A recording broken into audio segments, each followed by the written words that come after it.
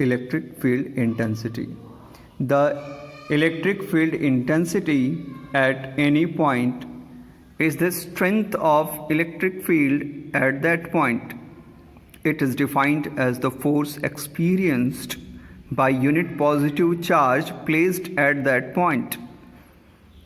अब यहाँ पे हम मान लेते हैं कि एक charge, small charge, test charge plus Q naught है जो कि सोर्स चार्ज से आर के डिस्टेंस पे है.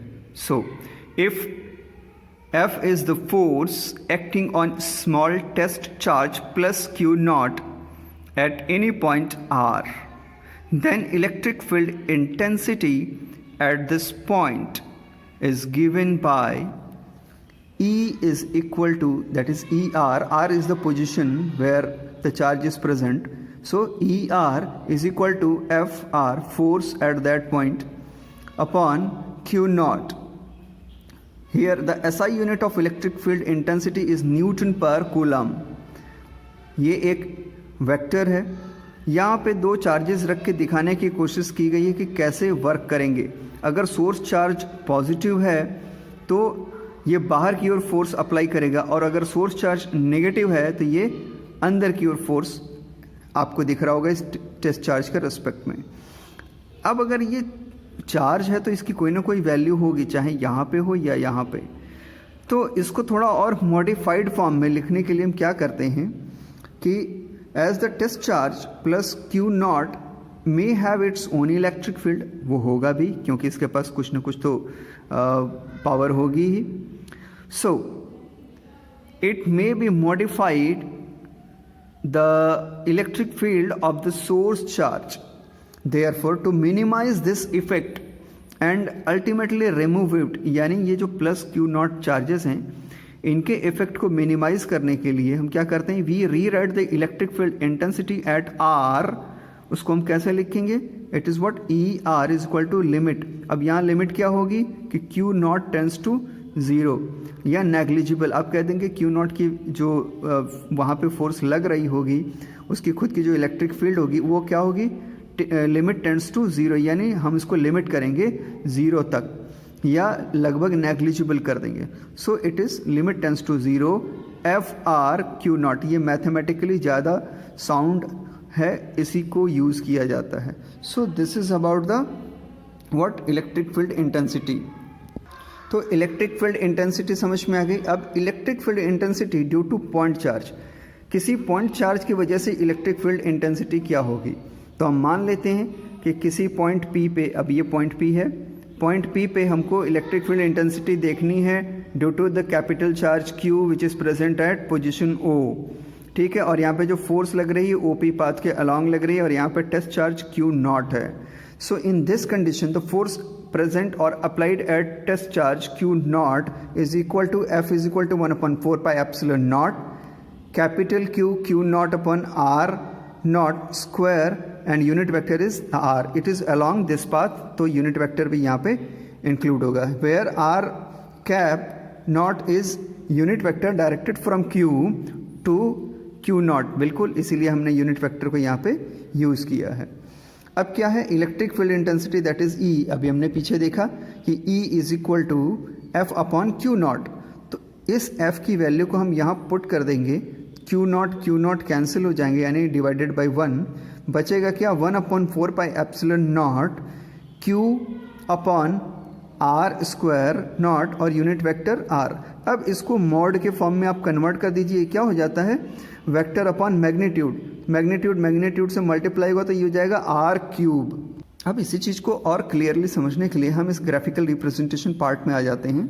मान लीजिए कि ये ए पोजीशन पे, see this, I think clearly दिख रहा होगा आपको. इस ए पोजीशन पे कैपिटल क्यू यानी आपका जो सोर्स चार्ज है वो प्रेजेंट है.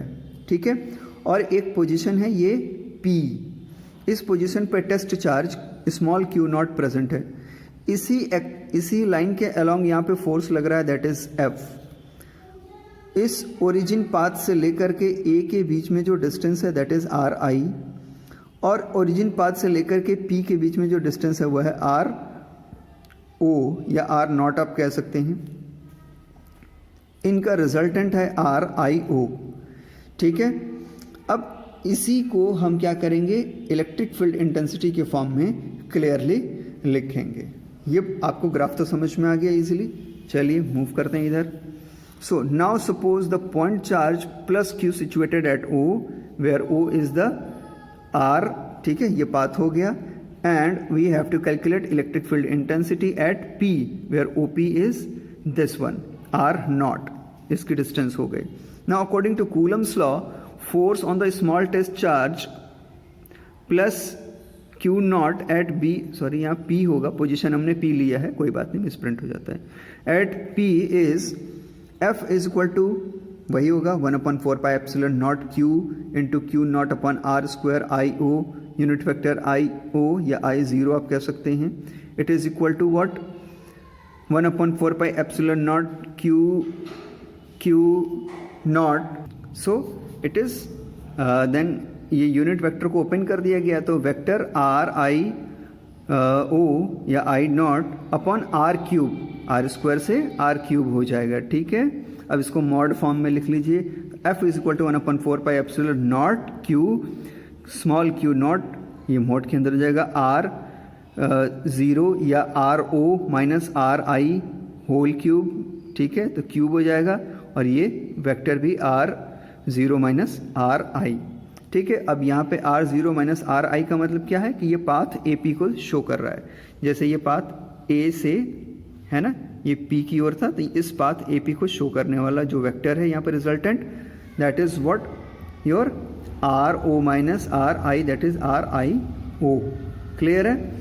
अब इलेक्ट्रिक फील्ड इंटेंसिटी हम जानते हैं as it is what, E is equal to F upon Q. तो एफ की वैल्यू यहाँ से हमको यहाँ पुट कर देनी है, ठीक। तो फिर से वही होगा, Q naught and Q naught cancel हो जाएगा, ये हो जाएगा E is equal to 1/4 pi epsilon naught Q upon R naught minus या R O minus R I है ना, whole cube R O minus R आई।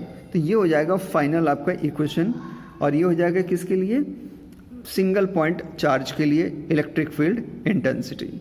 मल्टीपल में कुछ नहीं करना है, समेशन हो जाता है। सो वो बहुत इजी है, बिल्कुल सेम टू सेम होगा, बस वहाँ पे समेशन का साइन लगेगा और वो क्लियर हो जाएगा। तो ये वाला सेक्शन क्लियर हो गया होगा। इससे रिलेटेड क्वेश्चन करिए, कोई भी प्रॉब्लम होगा मुझे पूछिए, मैं आंसर दूंगा। Okay, thank you.